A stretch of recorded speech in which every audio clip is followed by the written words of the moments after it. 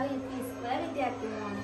ഞാൻ ശിവധനു, ഇത് നൈതിക, ആരോമൽ, സിയാൽ, ആദിദേവ്. നൈതിക ഞങ്ങളുടെ ഈ പദ്ധതിയെ പറ്റി വിശദീകരിക്കുന്നതായിരിക്കും.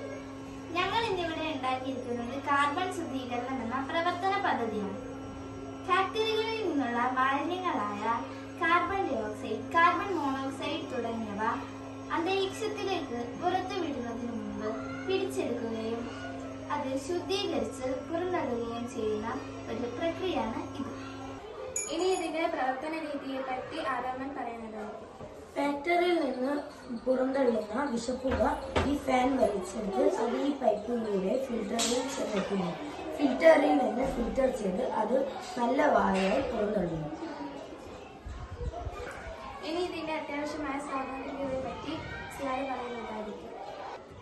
ഇതിനായി ആവശ്യമുള്ള ഒരു ഫാന്, പുക വലിച്ചെടുക്കാനുള്ള ഒരു fan, PVC pipe, battery, switch, filter, battery, switch. ഇനി ഇതിന്റെ നേട്ടങ്ങളെ പറ്റി ആദ്യം പറയുന്നതായിരിക്കും. ഇതിലൂടെ നമുക്ക് അന്തരീക്ഷത്തിലെത്തുന്ന വിഷപ്പുകയുടെ അളവ് കുറയ്ക്കാൻ സാധിക്കും.